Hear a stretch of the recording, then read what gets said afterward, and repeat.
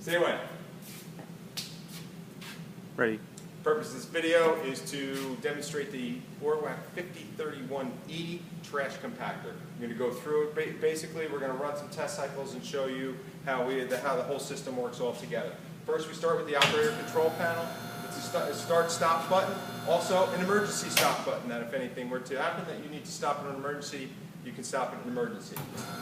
Release it and we'll continue to cycle. Cycles down, cycles in about 30 seconds, top to bottom. As it's doing this, you'll see it's compacting into a drum which is 20 by 28 in size. The bag obviously wraps around the outside to protect any of the compaction material that you're compacting inside.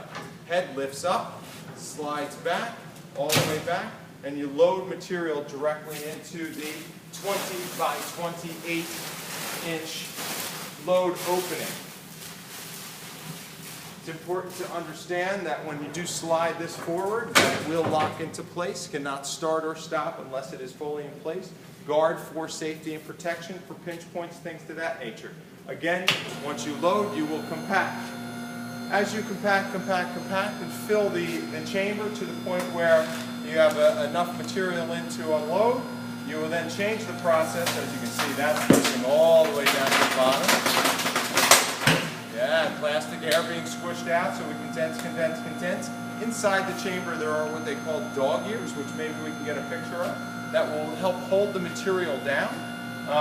One note to mention as well, if you are baling if you want to bale commodities inside the chamber, these baling ties would be for baling only. You either have to bag or bale. It's one or the other, but you do have the option.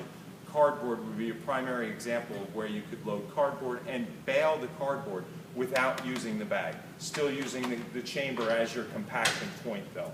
So that would be the sole purpose for the cross bales. Okay, so we've loaded. We're now ready to empty. So what we do is we pull it forward. There is a valve foot switch that releases the pressure that is built up from the compaction of the material. And then you just switch the lever. And what will happen is that foot lever will now release the head. Now, as we lower the cylinder will travel down. Once the cylinder hits material, it will raise this up to then push the compacted material outside the bottom. As you see it happening now.